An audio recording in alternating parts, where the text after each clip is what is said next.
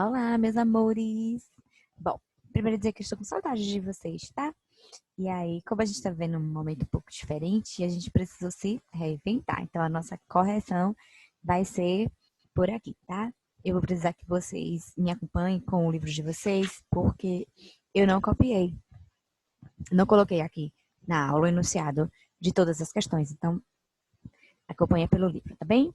Questões referente ao capítulo 4, livro 1, álgebra, tá bom? Página 59. Vamos lá para a nossa questão 2.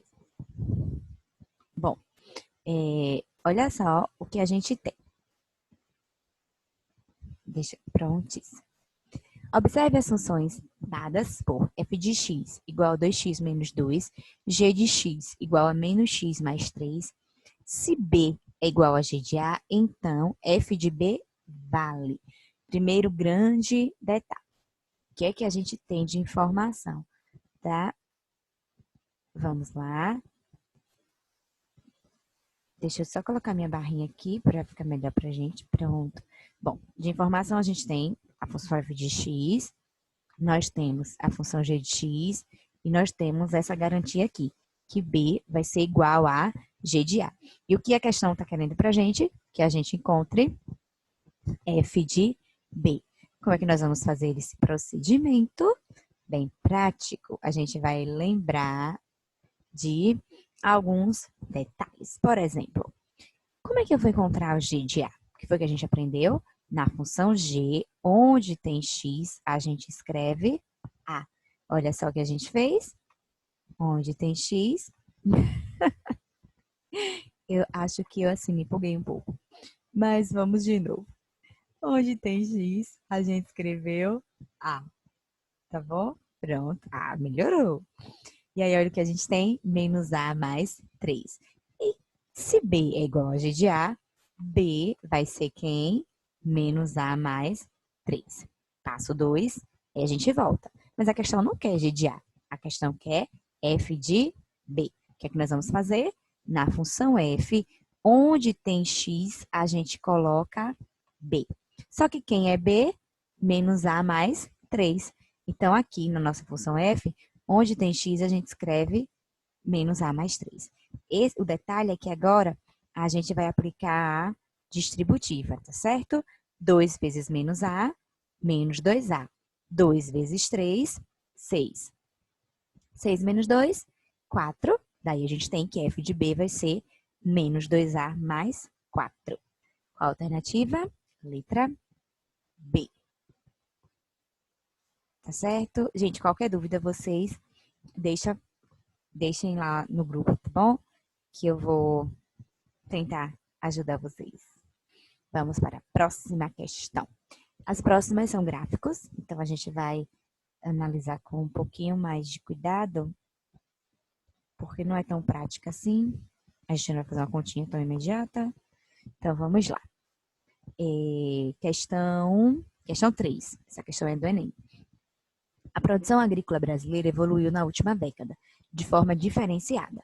No caso da cultura de grãos, por exemplo, verifica-se nos últimos anos um crescimento significativo da produção da soja e do milho, como mostra o gráfico a seguir. Então, vamos lá. Aqui, o rosinha, a gente tem que é o feijão. Esses triângulozinhos aqui, verdinhos, a gente tem o crescimento correspondente ao arroz. O milho, esses pontinhos vazados. E a soja, que é essa laranjinha aqui. Então, vamos analisar as alternativas. Pelos dados do gráfico, é possível verificar que no período considerado, letra A, a produção de alimentos básicos dos brasileiros cresceu muito pouco.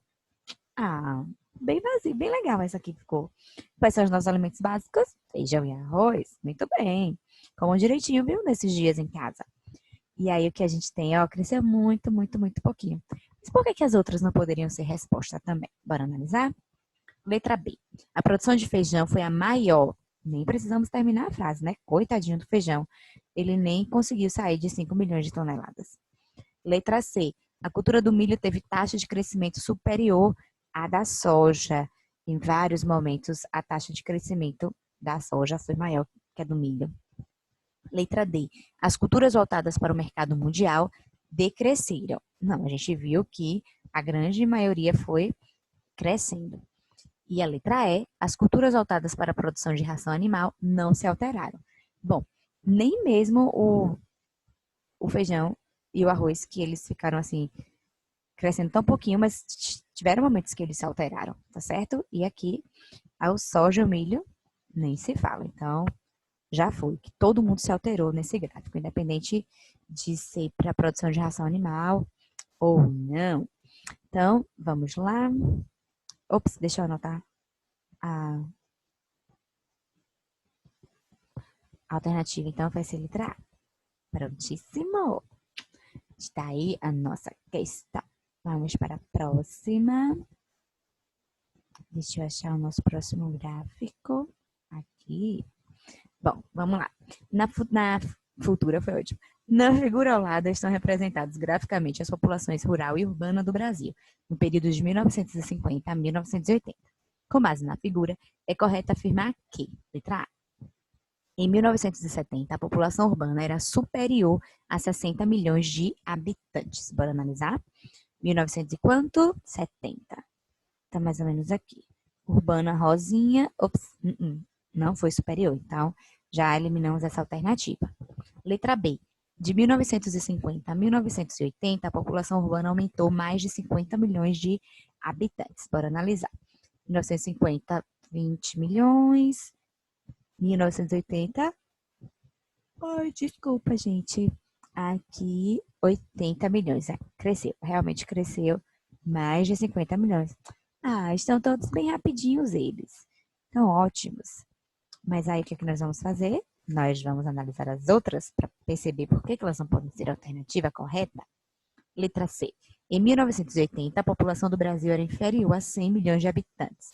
Olha, quando a gente fala de população do Brasil, a gente vai ter que avaliar urbana e rural, ok? Então, se a gente soma as duas populações, com certeza vão ser mais de 100, então por isso que essa alternativa não pode ser.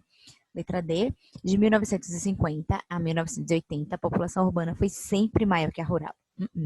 Logo no início de 1950, até metade aí, entre 60 e 70, ela foi abaixo, tinham menos pessoas nas cidades.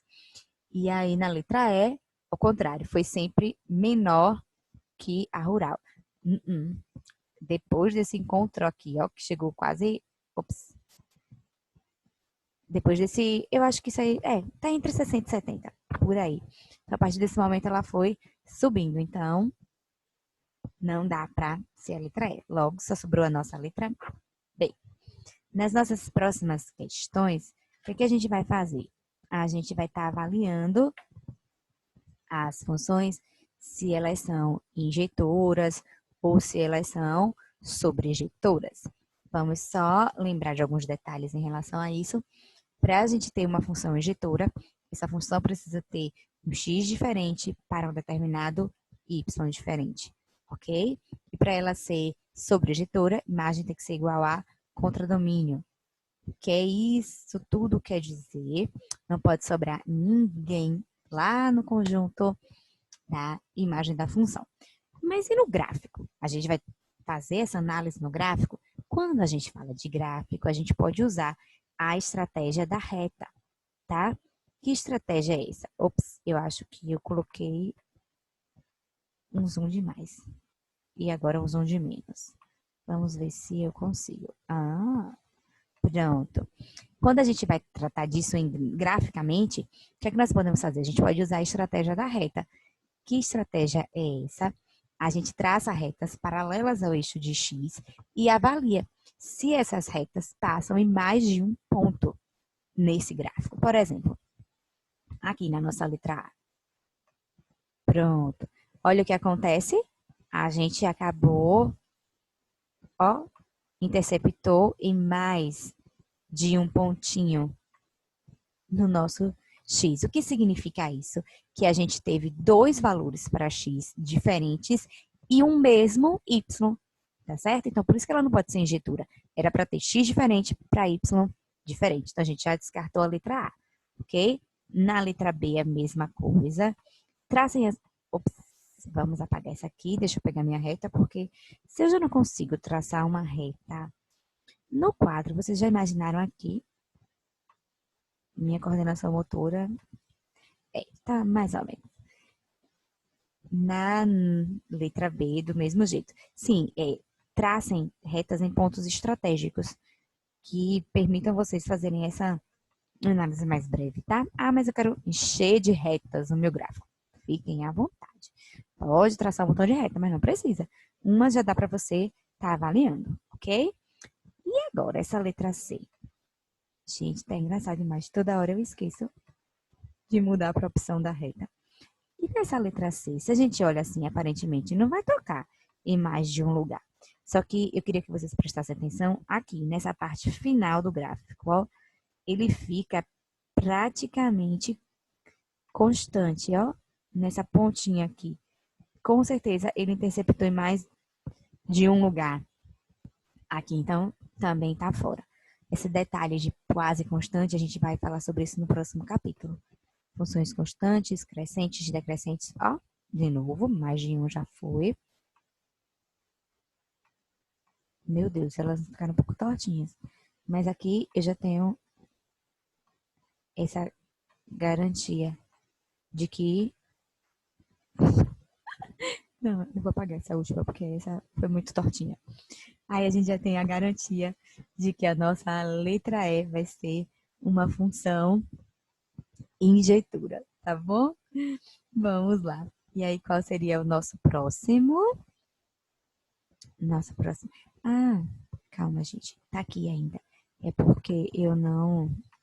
Deixa eu só apagar essas retas todas, porque na hora que eu for mexer na imagem, elas vão ficar flutuando pela próxima questão e a gente pode correr o risco de se atrapalhar.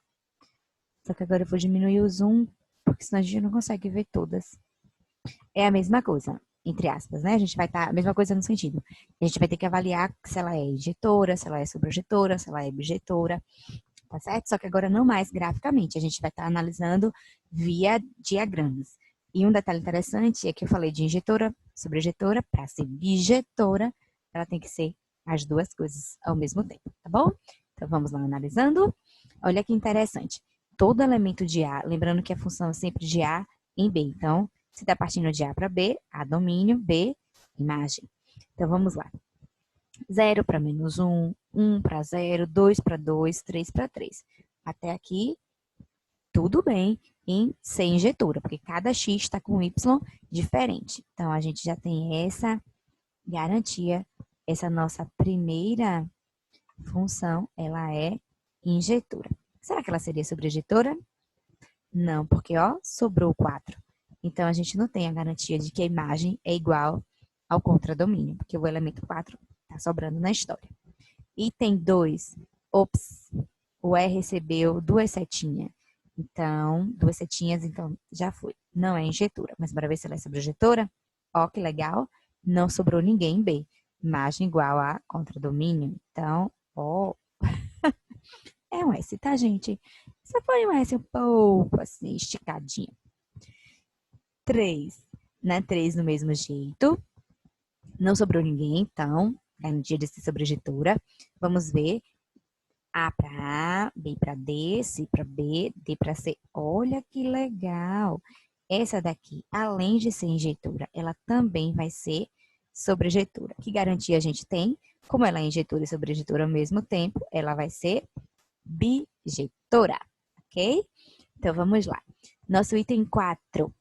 A ou já não vai ser injetora, porque o recebeu, ó, 2 setinhas, e também não vai ser sobrejetora, porque o 2 está sobrando. Então, essa função ela não é nem injetora, nem sobrejetora, muito menos bijetora, ok?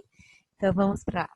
Deixa eu só anotar agora como ficaram as questões. Na letra A, ele quer saber quais são injetoras. Injetoras a gente teve.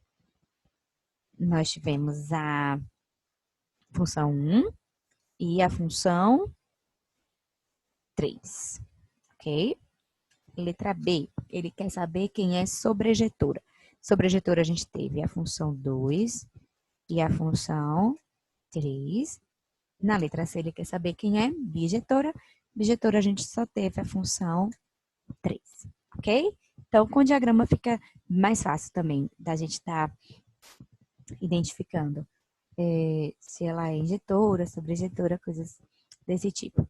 Ô, gente, eu acabei deixando as respostas na imagem, era para a gente ter anotado juntos, mas vamos só avaliar por que que ela é par e por que que ela é ímpar.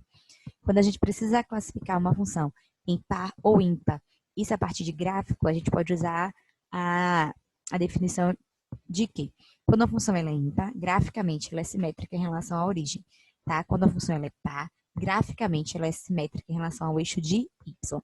E como é que a gente vai avaliar isso? Lembra daquelas questões que a gente fez na sala, que a gente usou a tela do celular para avaliar? Pronto, vocês podem estar usando a mesma estratégia, ok? A partir do eixo de y, aí, como vocês estão em casa, dá para conseguir um espelhinho, ou então até mesmo a tela do celular mesmo. E aí, se vocês colocarem ele aqui no eixo de y, vai perceber que do outro lado aparece a mesma imagem. Então, essa é a garantia que a gente tem de que ela é simétrica em relação ao nosso eixo y. E aqui, para garantir se ela é ímpar, vocês vão colocar meio que aqui, nesse pontinho, na origem. Então, a imagem que vai estar aparecendo vai ser a mesma, em cima e embaixo. Quando vocês colocarem, era para ter feito isso no vídeo, eu não me lembrei, tô lembrando agora. Eu não tenho, gente, nenhum espelhinho aqui por perto. Então, desculpa. Mas vocês vão testar e vocês vão conseguir. Eu confio em vocês. Na letra C, que também vai ser ímpar, se vocês colocarem, vai dar a mesma coisa. Na letra D vai ser par, porque se a gente colocar aqui no eixo de Y, também vai ficar mesmo, a mesma imagem, tá bom? E é só. A gente terminou a nossa correção, tá? Nos veremos ainda muitas vezes por aqui. Nos próximos momentos eu vou estar deixando para vocês a aula de função 2, e também vou deixar a aula de trigonometria para vocês por aqui também, ok? Tchauzinho!